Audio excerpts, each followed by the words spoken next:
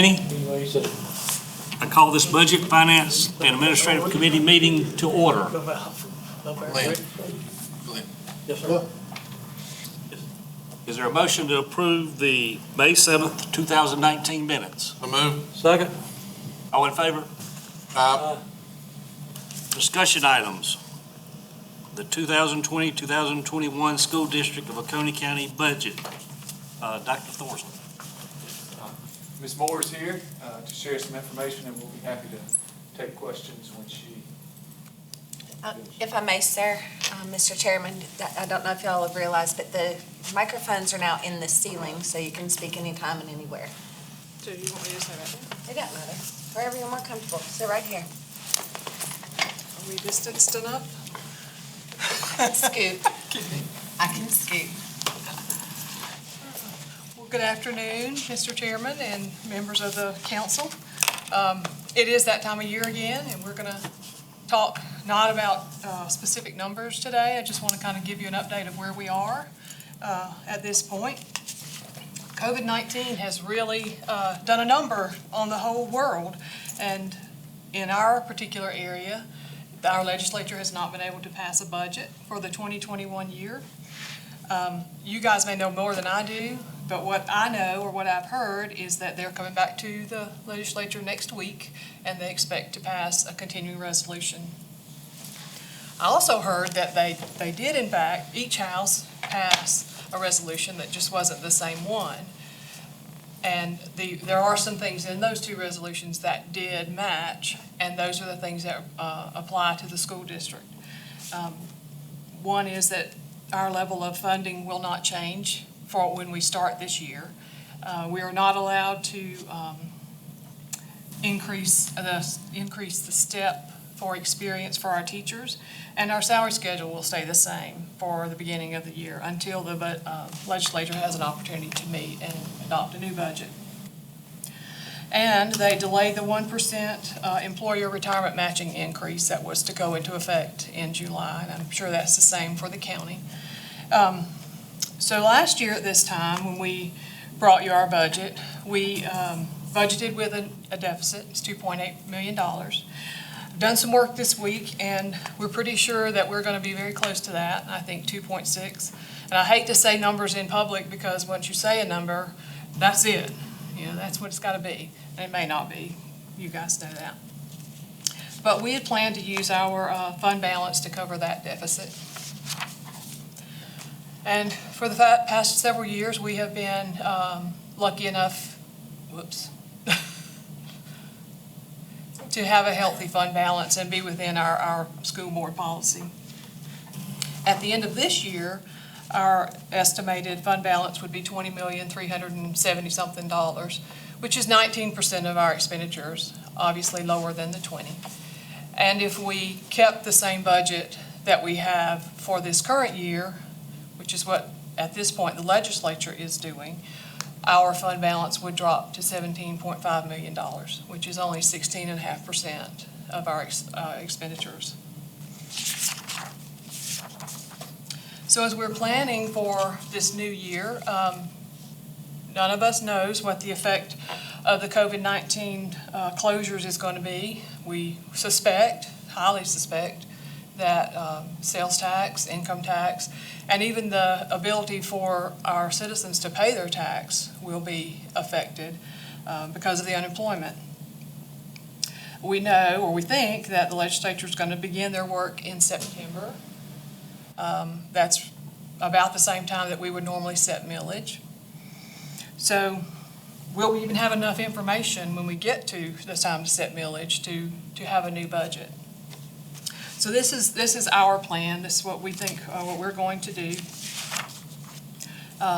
We're going to prepare a budget with no changes to our expenditures. There will be no raises for teachers unless the state legislature mandates that. We are going to meet with our board next week, and bottom line is we are going to need more revenue, and we are going to have to come to you and ask for that. We know that it's a bad time. Our businesses have already been hit very hard because they're not open. But we are not at a point where we can continue to go forward and deplete our fund balance. So, so we'll meet with our board next week, have first reading, then second reading on May 18th, and then we'll come to you all on the 19th when you have your meeting again, and we'll have a definite budget for you at that time. I did bring you a handout. Can we do that? Yes, absolutely. It's just a summary of where we were at April 30th, and then my projection for the end of the year, where we'd be at the end of the year, just for you to look over if you would like to. I can answer questions now, or if you want to look over that, and then you can answer questions and send them to me, or I can answer them when we come back in a couple weeks. On the expenditure side for this present year, how much have you spent extra due to the virus? Very little, actually. I mean, we are paying all of our employees just like normal. We're paying some that actually weren't even permanent employees. We had some that we're expecting to work the whole year, so we're paying those. We're having some cleanup costs at the Ravenel School and at Oconee Academy. Oconee Adult Ed, sorry. But I don't think we've got any others that are, really significant. Good. We've not saved a tremendous amount. Other people think that we're saving a lot of money right now, but when you continue to pay salaries, you really don't save money. I mean, we might have some very minimal savings from electricity, things like that, but it'll be minimal when you look at the scope of the entire budget. So we're planning right now to go forward next year with no step, no increase of any kind in salary for any employees, and just maintain this year's budget, put it in place for next year, unless the legislature tells us otherwise. I guess another question related to the virus, and I'm going to ask this in the county budget also, is, and I assume you've got a school pupil activity fund for the football team, but what if we don't have football, or we have football without fans this year? What impact does that have on the school district? Yeah, it would have a large impact to a high school principal. They would say it's a major problem. If you look at it in comparison to the entire school district budget, it would be a very, very minor issue. Football probably brings in, I'm going to say, between $20,000 to $80,000 at a high school. And for a high school principal, that's a big deal, funding the athletic program.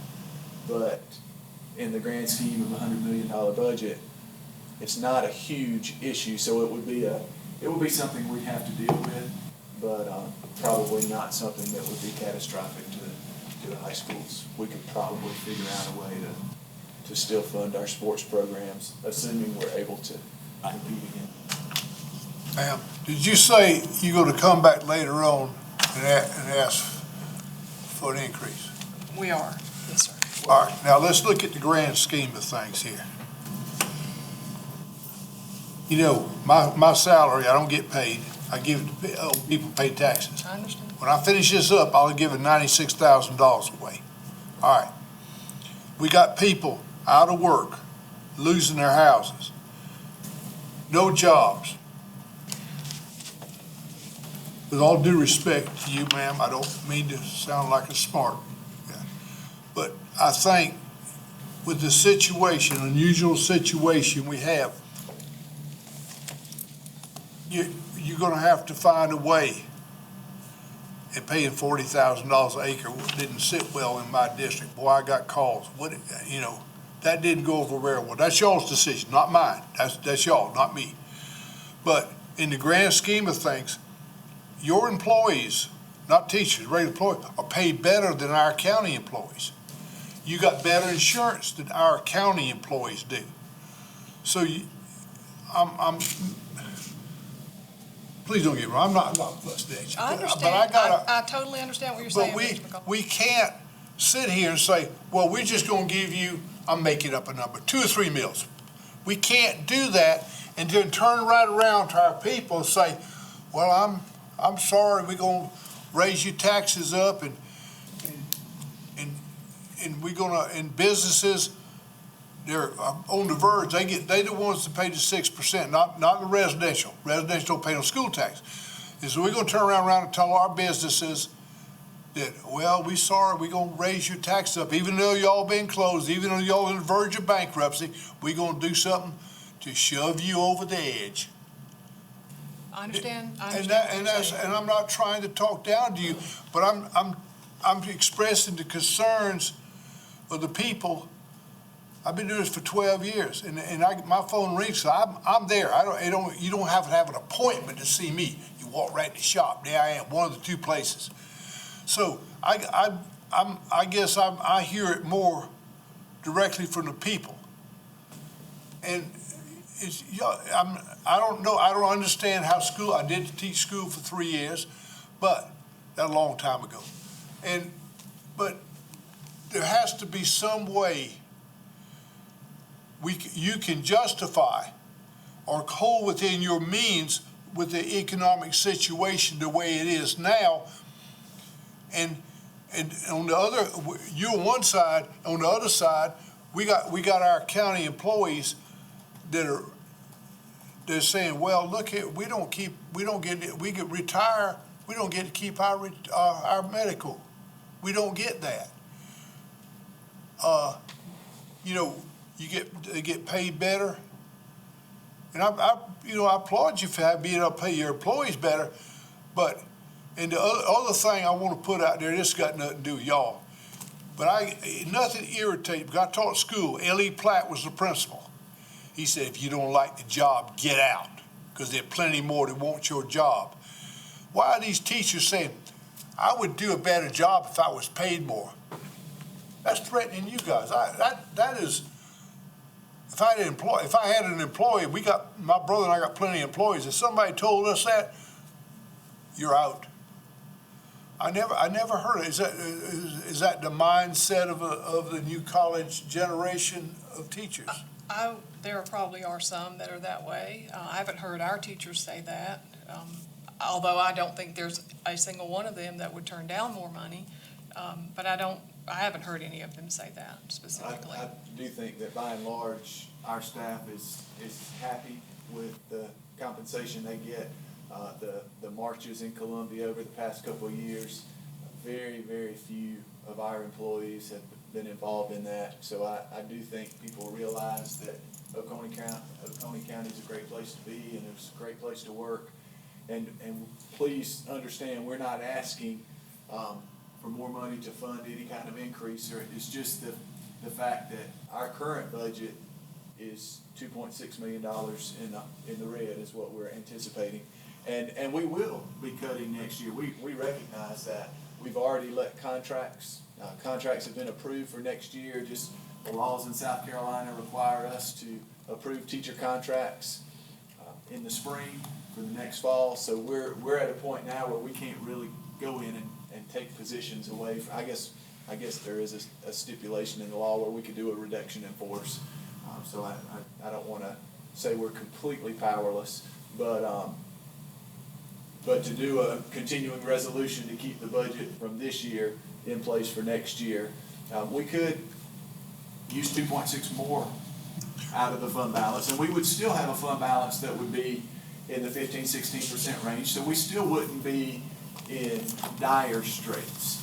What I'm saying is, I'm not asking, the thing is, with the economy going the way it's going, suppose we sit here and the economy is headed down, right down the tubes. The government can't keep giving money out, and sooner or later, it's like old Robert Ford used to say there in Charleston, who's gonna pay for it? Yeah. All right, so the economy goes down the tubes. This county, the whole state is in ruin. I'm not saying the voice of doom, but suppose it happens. We can't grant, as a council, we can't say, well, we're just gonna have to, there's nothing. You go to the cupboard's bare. The business is closing up. We got nothing. We got a fund, and and the bad thing is, in a county government, there are two primary core principles we have to fund: fire and law enforcement. That's your core principles. Everything else is icing on the cake. So we can cut, we're gonna have to make some hard choices what to cut. You know, I'm not, don't get me wrong, I ain't scolding you, Lord have mercy, no. But this is an unusual situation. My mama used to talk about the Depression. And I always said, Mama, I don't believe nothing you saying. Well, son of a gun, it's gonna come back and bite us again. So I don't know, I ain't got the answer. Do you stop building? Do you say, well, we ain't gonna build a middle school. Y'all just, the teachers make the building smart. You send me to Yale. I'm still a dummy diver. I ain't gonna make nothing. But the teachers make the building smart. And so I would invest, rather than buildings, I would invest in dedicated teachers and things like that. But I'm not on the edge. I'm not on the school board. Never will be. And you guys certainly know more than I do about education, or I ever will know. So that's just some of my concerns, and my concerns are what people call me on my phone and tell me. And I apologize if I offended or talked down to you or anything like that. No offense taken. Everybody's opinion counts, and everybody's opinion's important, and we need to listen, well, especially you guys, you need to listen to all opinions when you make decisions. So our board, this meets this coming Monday night, and we'll be talking to them about this situation. We've spoken to Mr. Lee actually today, our board chairman, and they will ultimately decide, I guess, kind of what will come back here and will be the official request. But it certainly, we're not looking to change things, to give raises or increases. We're just trying to keep our budget flat if at all possible. But by flat, that means in the red right now. And it's not our first choice to have to raise taxes either. I mean, we understand, we pay taxes too. Have families that have businesses, and so we do understand both sides, even though it appears that we don't. We do. Any other member comments? Good. Not. Thank y'all for coming. Thank you very much.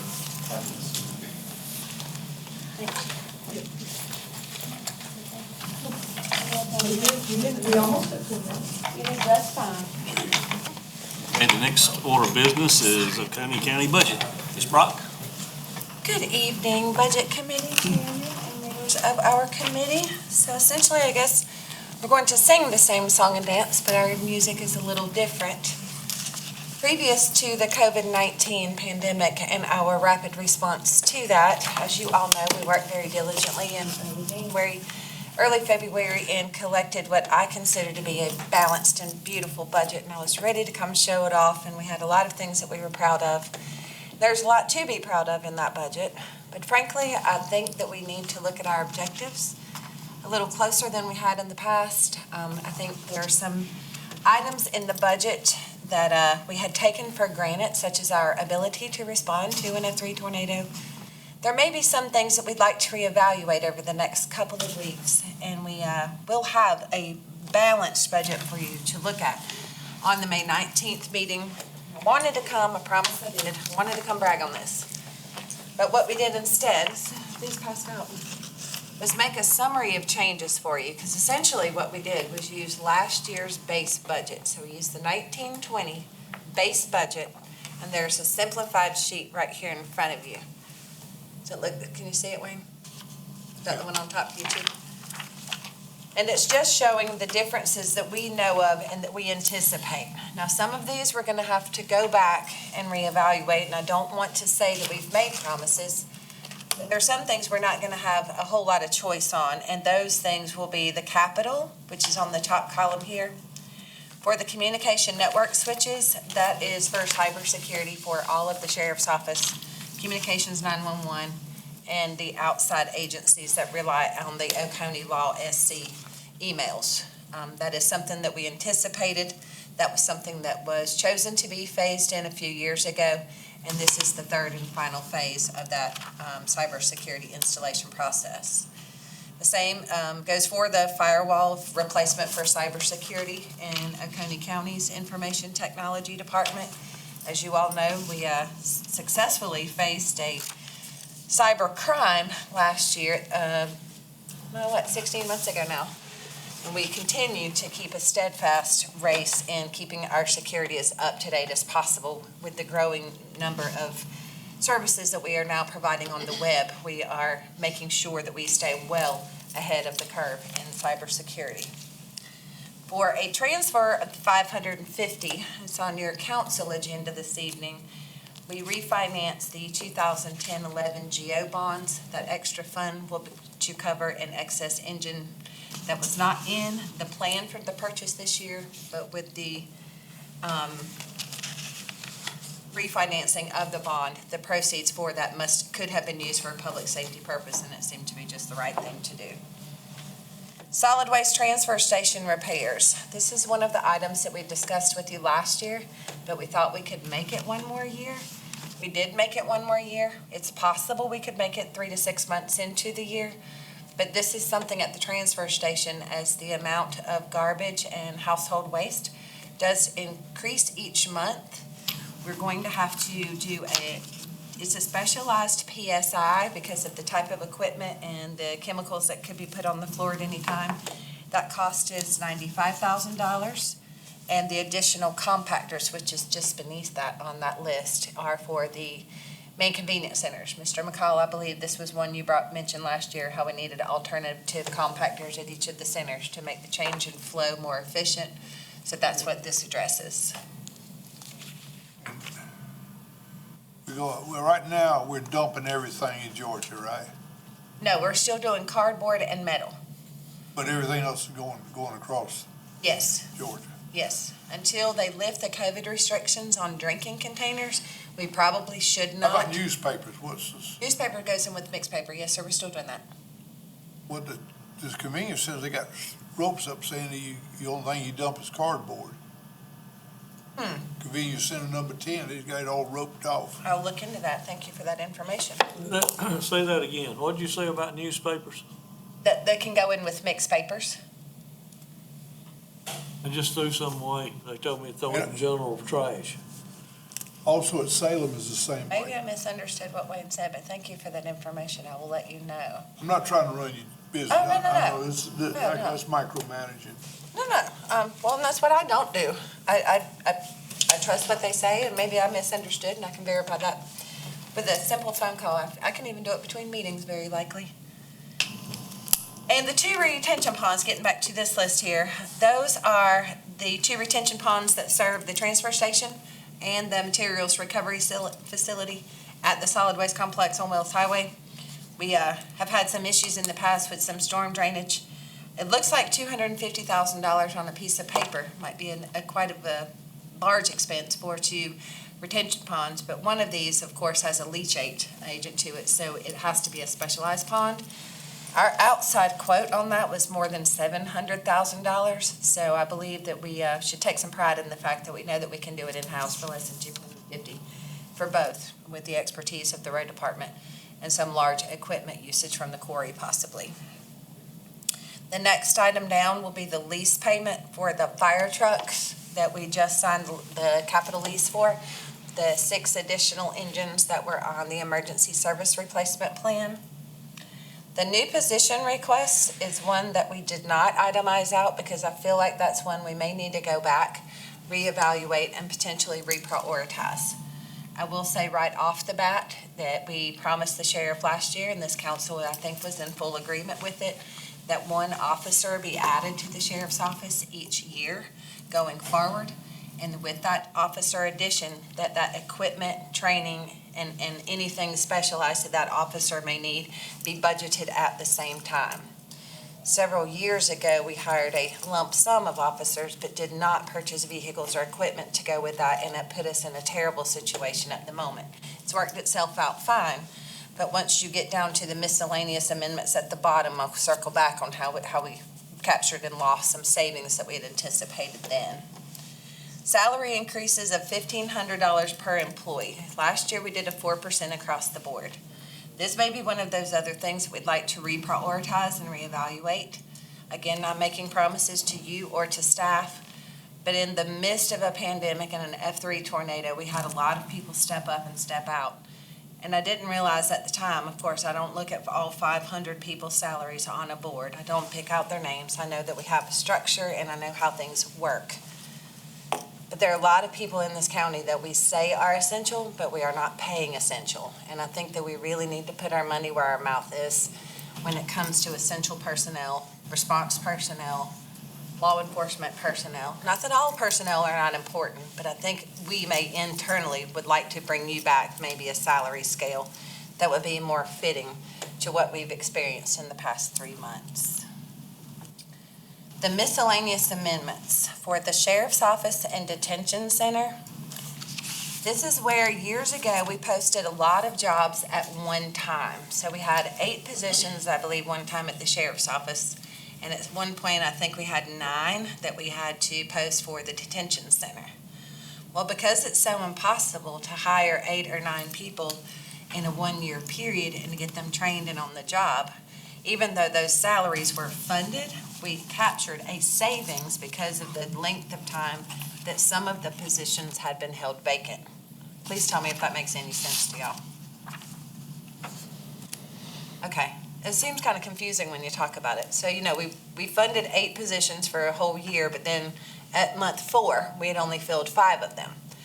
So over the next couple of years, as we continued to have vacancies, and this was several years ago, we automatically built in a savings. Well, at the end of last year and the year before, we start looking through our audit books and we're saying, why are we so far over on salaries? How did we miss the mark this far on this? Well, actually, what happened is we weren't off the mark, but there were no longer the large number of vacancies in the department, meaning that money being saved in the past was no longer being saved and was, in fact, kind of skewing the numbers, especially under the sheriff's office, making it appear that his salaries were way above what was approved in the budget, when in fact the number in the budget that had been placed there had an automatic savings built into it because of the number of vacancies in the previous year. Does that make any sense? Questions so far? Yes, I guess. But the sheriff, we need more road officers, deputies on the road.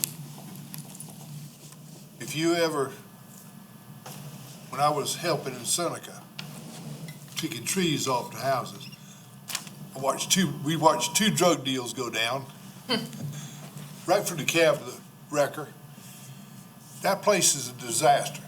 And I was trying to talk to one of the deputy sheriffs. That darn radio is they just constantly dispatching. They're way understaffed. It is unbelievable. And what I'm asking is, with the situation, with all this virus stuff and the crime rate, break-ins and going up and up and up, maybe we need to start worrying about fire and sheriff and quit worrying about other essential slots. We take slots through attrition for PRT. Fine.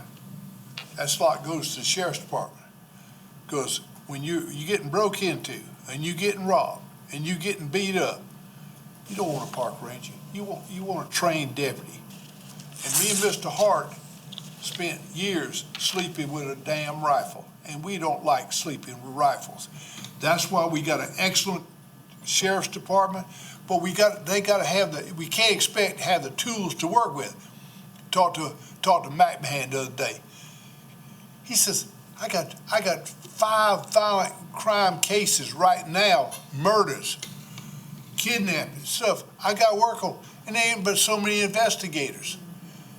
And then the poor road officer, you call a road officer, I said, you got problems, whatever. He said, well, it'll be a while. He's not sitting on the side of the road sleeping. He's just zooming here and there and everywhere. So we need to, like I told you before, our core essentials of county government are fire and public and the sheriff. Everything else is icing on the cake. And we just gonna have to make decisions. And once again, everybody, the richest tourists coming through this county didn't vote for none of us. Absolutely none of us. The tourists pedal in and they pedal out. We need to look at what for our citizens. And boy, that going around and around Seneca with that wrecker, that was amazing. I mean, crime, oh God, it was unbelievable. And I'm thinking about, and we worried about the Clemson students. We worried about what the students do. Hell, students didn't vote for us. These people need help. They need help all over the county. They need, it's not that they're bums living in squalor. They're up there, they don't know. They don't know that this is healthy. You can do this. They got no idea how to manage money. That's why they live this way. So why should we look down at them as being undesirable people? Person's a person. They get hurt the same as we do. And we need to say, okay, we're going to supply you with better law enforcement, better services. Well, you saw some of those houses. Hell, a tree hit the house. The whole damn house flew all to pieces and rotted. And then these little people got nowhere to go. And then this lady from the school board, oh, we're going to have a millage increase. Why don't you go down there to see how these people live, and then you come back here and look at us in the face and say, I'm going to have a millage increase? Don't be ashamed of yourself. Our county employees don't live half as good as those people do. Anyway, it's just irritating to see people, have to live that way. It's not just Seneca, it's all over Westminster. And then one more thing, and I will shut up then. The Walhalla in Westminster sent people down there to Seneca to clean up trees and stuff. And some people made the comment that they not anybody up here, but they made the comment say, well, that's not hazardous work. What they were doing, Walhalla was doing, and Westminster's doing, cutting trees. You ever cut a tree and have it snap back on you? Those guys went above and beyond. Not only that, while me and Murph were down there, we noticed street lights were on one street. Murph said, look, they got power. What that means is somebody got a generator running in their house. They didn't throw the main breaker. So it's feeding it back through the transformer. Guess what? Those wires on the ground are live now, either 2150 or 44. You step on that, it's going through your foot, and you're going to be dead. And then to make a big deal about, oh, we should give the Walhalla employees, not us, $100, or thank Westminster, their employees, for going above and beyond. Hell, everybody like walking through a mine field. And they're out there cutting trees, not knowing where there's a live wire laying in the tree, not knowing where there's a generator running in the house that's going to electrocute them. They ought to be commended, because they live, those city workers, they live basically paycheck to paycheck. All in our county employees, they were out there, I mean, just amazing.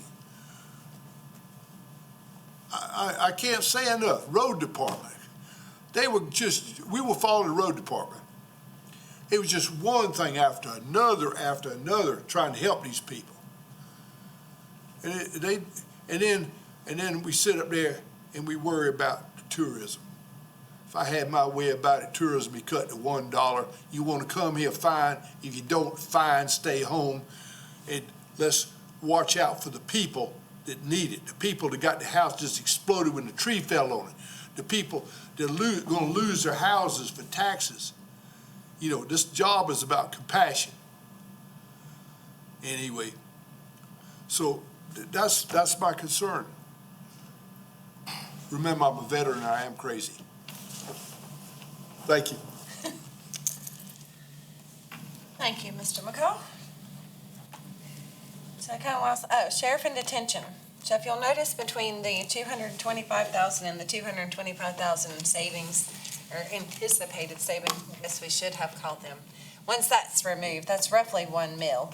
And all that does is make our books a little more transparent than they were over the past couple of years. You know, I came to you last year and said, we must have made a mistake somewhere, we must have had a calculation error somewhere because we were so far over on the salaries, specifically at the sheriff's office, but I knew that something had to be going awry there, and we did trace it back to what we thought was 3 years ago, I believe, when there was some last-minute changes to a budget to add several positions, but those that captured savings had carried over into the past 2 years, and I just want to make sure that it's understood that those are not increases in any way. Those are just making the books a little more accurate so we don't do mid-year transfers to cover the shortfalls that we now know where they are. Beyond that, for OMH Ambulance Service, which is Prisma now actually, so forgive me for that little typo there. We have for years and years paid $150,000 to our local hospital under 3 different names in several previous years, but Prisma. They have answered more calls. The population is growing. The health needs of our population is growing. Despite the fact that Oconee County does have paramedics on a lot of our fire and emergency services vehicles, the truth of the matter is most of the time when the care of an ambulance is needed, we can pick the geographical locations in which those calls need to be made. Of course, we know that the hospital has 5 ambulances operating in the Seneca area. We're in the greater Seneca area. There's a part-timer in the northern part of the county, and we'd like to start dispatching a part-time ambulance service in the lower part of the county. The hospital has over the years operated this service at a loss for $150,000 per year.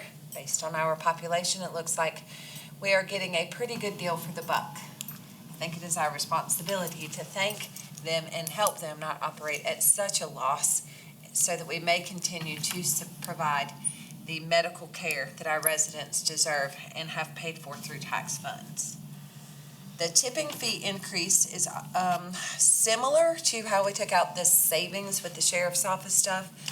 What we have noticed over the past few years is, good as our guess is, we're about $250,000 or so under budget on what we believe we're going to be paying for tipping fees.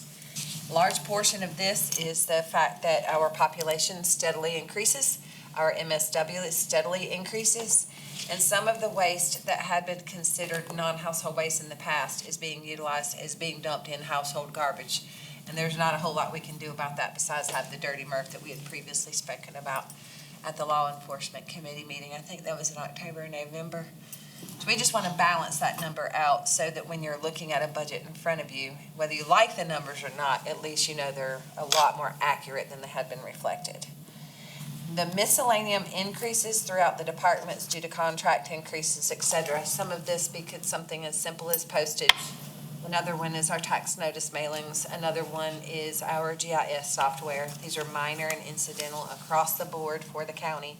There is no one thing that was $139,000. These were just minor increases throughout various departments, so we kind of lump sum to let you know where those changes would be.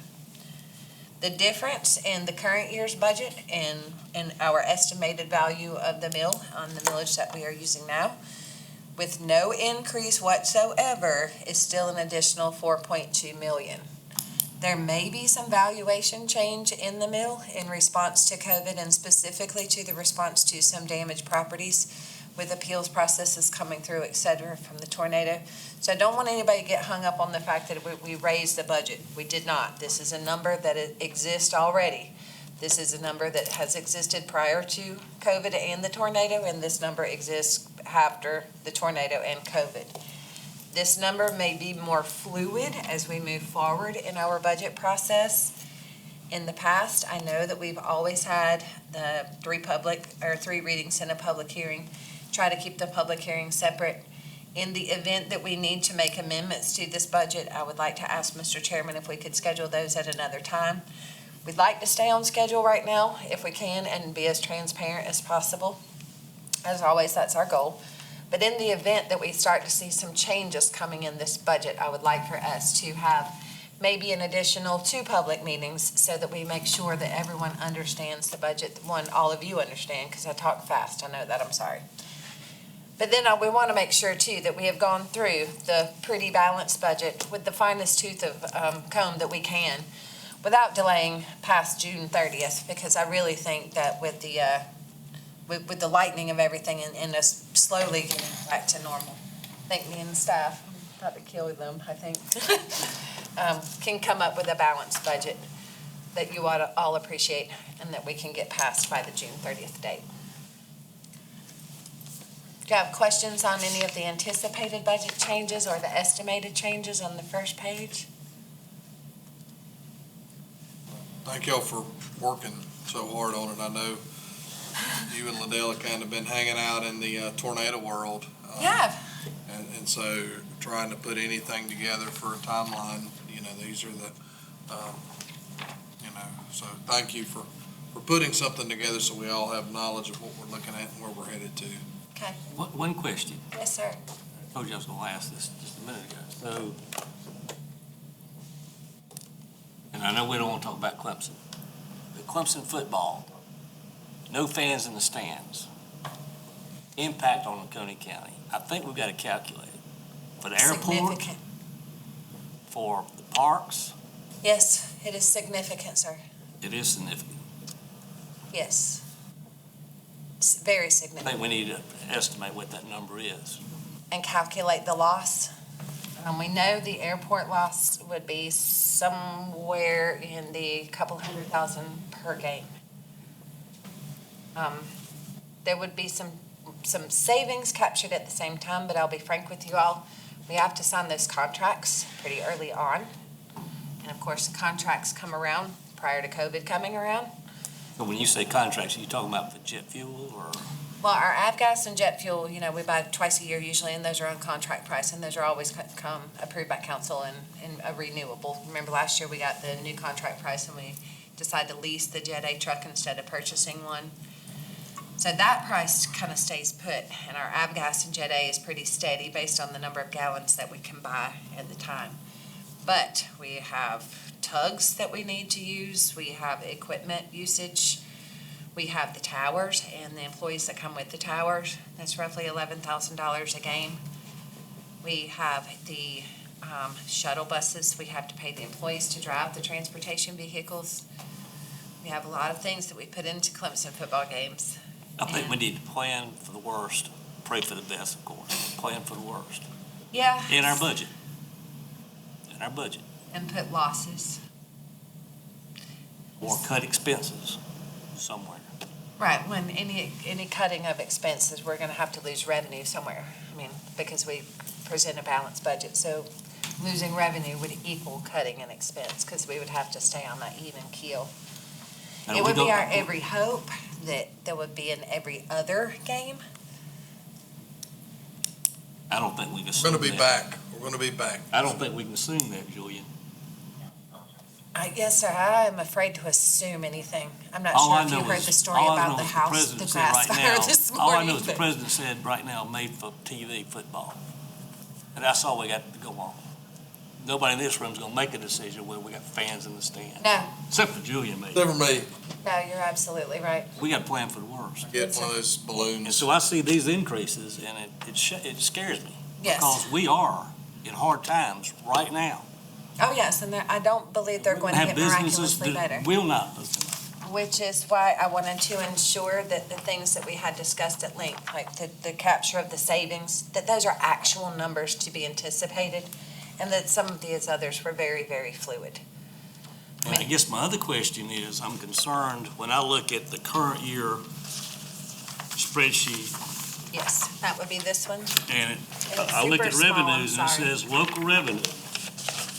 And we're over $4 million remaining to be received in revenue, right? Yes, Are we gonna get that? yes, We are gonna get that. yes. So we're gonna get And all our yours- revenue that we budgeted for this year. I would say if we don't, we'll be off maybe 0.7%, 0.9%. We'll be pretty close. We'll be pretty close. We'll be pretty close. As we Revenues start to what? catch up We, on those. we don't have the reserve fund like the school district does. No, we don't. No, we don't. So we can't bite into that reserve fund. No. And I'm certainly not disagreeing, but keep in mind that the March numbers had not come in for a lot of these yet. Like for the state revenue that we get it quarterly. But is that what goes into this local number? So if you look on here, period though, you'll see that some of ours are not updated. It'll say to the end of March, but like the local revenue and state revenue, some of that is mailed in to us quarterly. Okay. Now, our local revenue will also include the taxes, boats, and automobiles and things like that. But because of COVID-19, a lot of those, because of the extensions that have been, and some of the revenue, I'll be frank with you, we are already anticipating getting back after June 30th, which would be technically in next fiscal year.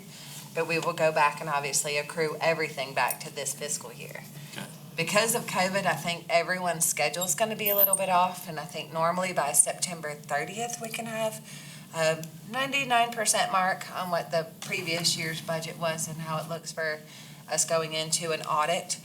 But I think this particular year, because of COVID, we're going to be delayed somewhat on that and may not enter that audit period time until likely November. Okay, and the other question is, two or 3 months ago, we were looking at like a $2 million surplus, so to speak. Yes, What is that number now?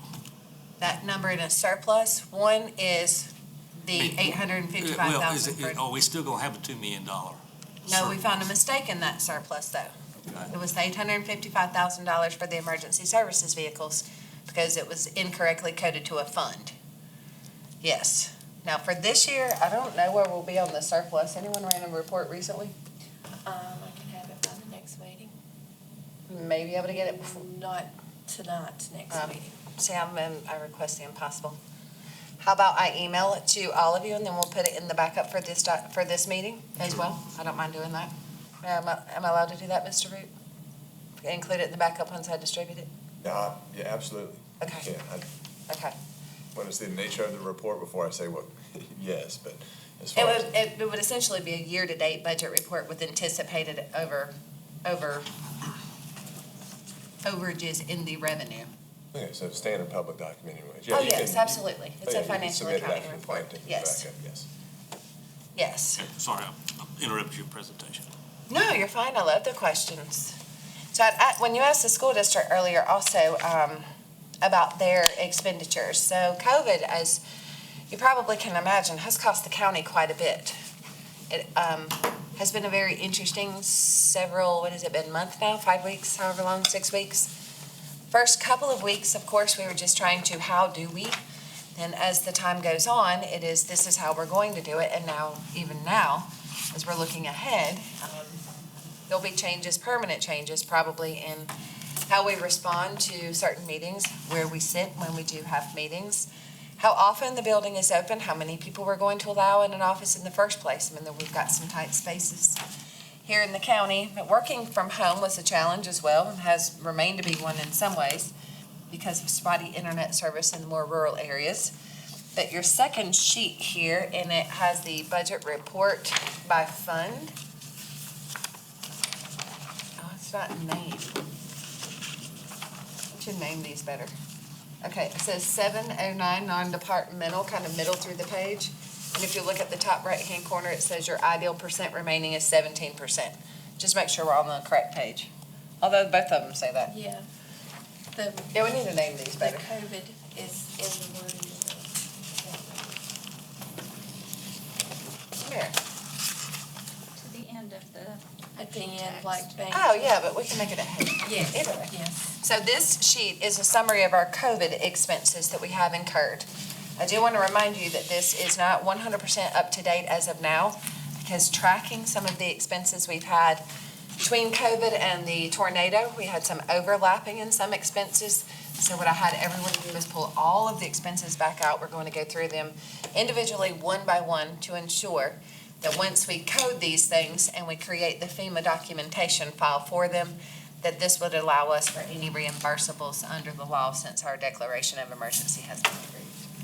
That number so far, just for the record, since we're all holding a piece of paper with time and print on it, is $106,652.01 expended on our response to COVID-19. Any questions on that one? The next sheet you'll see is it kind of looks exactly the same, but it has less entries on it. And the report total expenditure at the bottom of this one in the far right-hand column, $16,753.13. This is what we have expended so far in tornado disaster relief. Again, this is not an up-to-date to the penny report. These are the things that we have verified so far. There will be more added to this as we start to collect the information and data and expenditures from all of the departments that have responded either as the county or as assistance to any other agency that has requested so. These will be FEMA traceable. We are anticipating getting reimbursement from FEMA on this.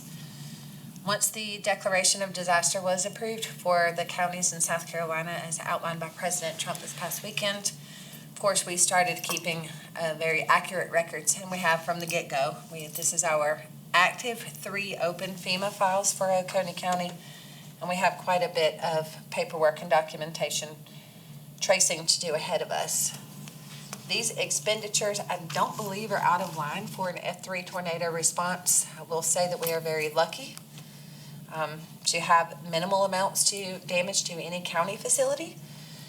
We had a library in the direct path and had minimal damage. We had the Rosa Clark Clinic on the old clinic on 4th Street and Oak Street, 3rd and Oak, that received very minimal damage. I mean, we had a dent and a bruise here and there and a smashed car. But all in all, the county property fared out very well in this. A large portion of the expenditures that you'll see here with the equipment and gasoline hasn't hit yet because we do pay that monthly through a contract with Fleet Corps. So that one's going to go up, and diesel will go up quite a bit too.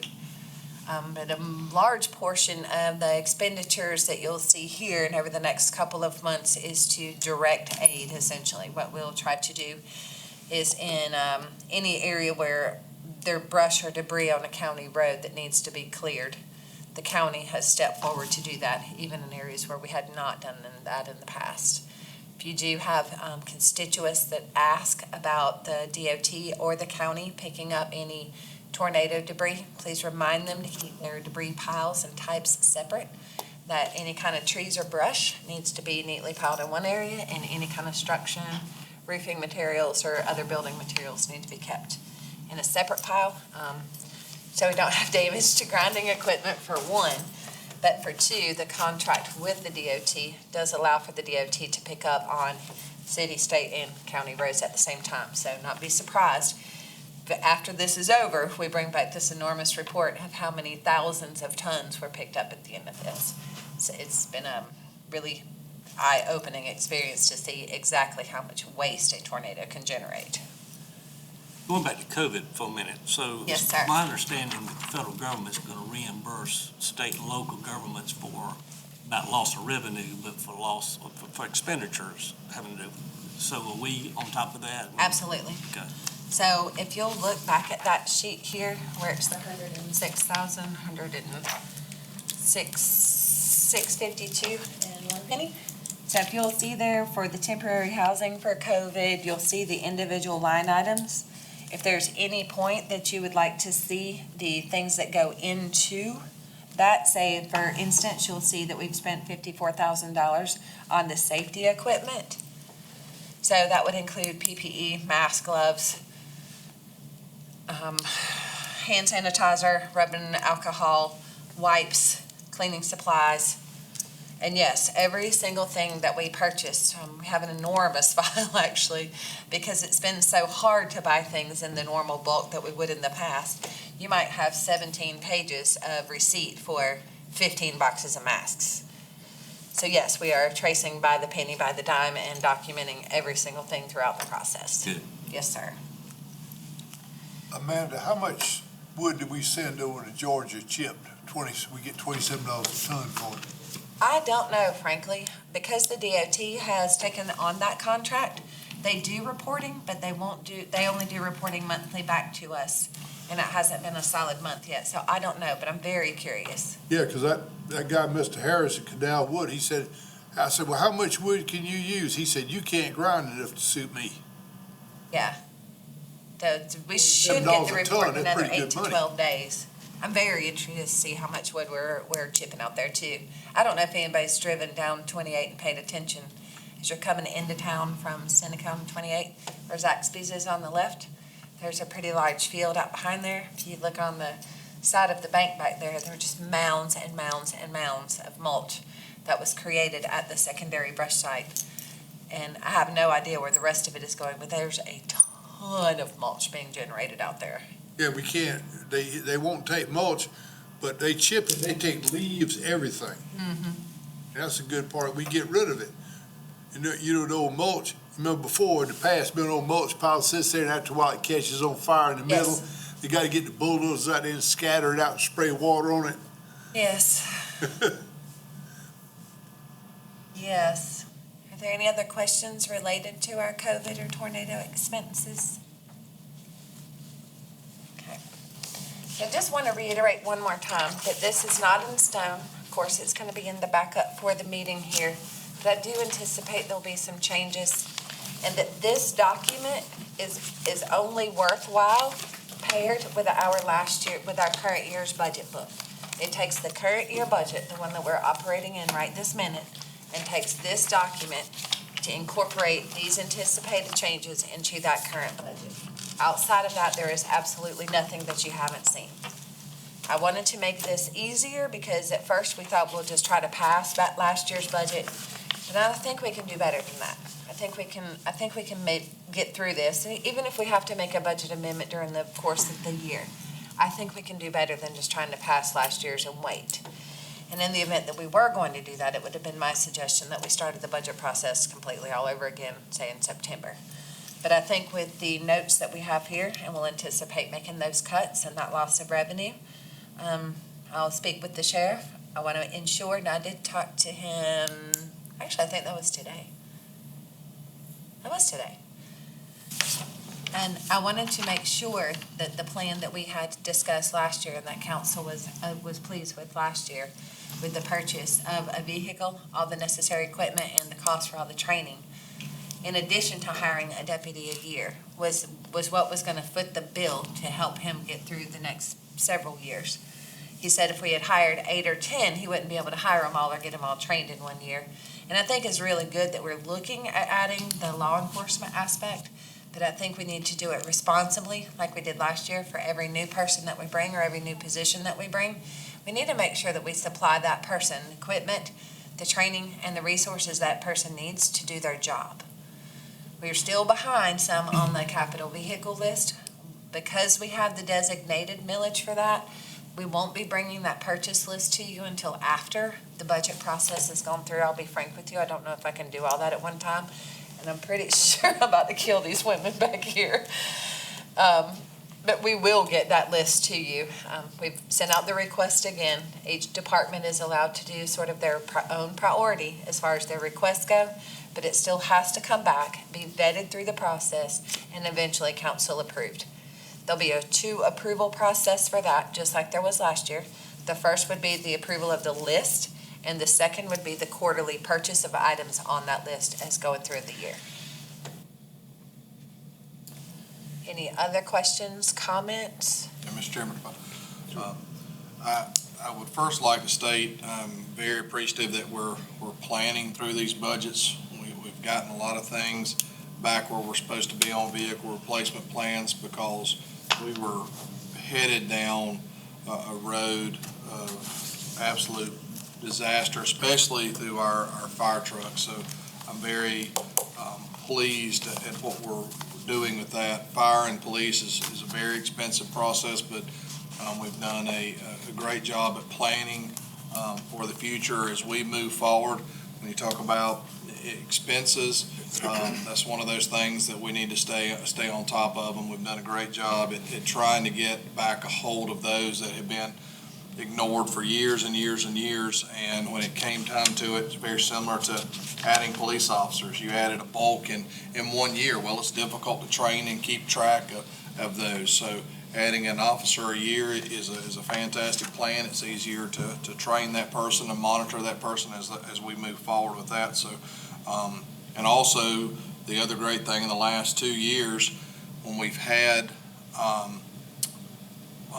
leftover funds, those have gone in our fund balance for downward turns of economy, so we can continue to do stuff. Or if we have a tornado or COVID-19, that's very responsible spending. And in the past, that money was used for recurring expenses, which created a disaster the next year that was laid in the laps of other council members. So I'm very glad to be on the council. Appreciate your leadership through the budget, and Ms. Brock and your team on bringing this stuff to try to get, proper control, to get the county spending under control, and do the right things as we've done to get our vehicle equipment and those capital lease. These are expensive plans, but they're even more expensive plans when there is no plan. And that's what I felt before I came on. And we've done a great job. Your team has done a great job at trying to find the most affordable way for our taxpayers to continue to move our county forward. Thank you, sir. Any other Yeah, comments? like, everybody in this room had better heed John's warnings. He is the soothsayer. What he says, you better take note. You better find a way to cut it. Other things that we took for fluffy services in the past, we need to say, well, they ain't gonna be there no more. Listen to the guy's words, or we're gonna be in we're not gonna be in a big mess. We'll be in one huge mess, and it's coming. So we can either keep pedaling down the road, we're just going along, nothing's gonna happen. And then, when it hits us in the face, we're gonna be saying, damn, we should have listened to John. We should listen to people saying, this is real problem. A problem like, it's like, you out in the ocean, all of a sudden, damn, there's a Cuban patrol boat. He's got 6 torpedo pods. He gonna blow me out of the water. That's the kind of fear. Listen to the guy. I'm telling you, it's gonna be bad, and we're gonna have to make cuts. Thank you. Any other comments? If not, do I have a motion to adjourn? The motion. Second. All in favor? Aye.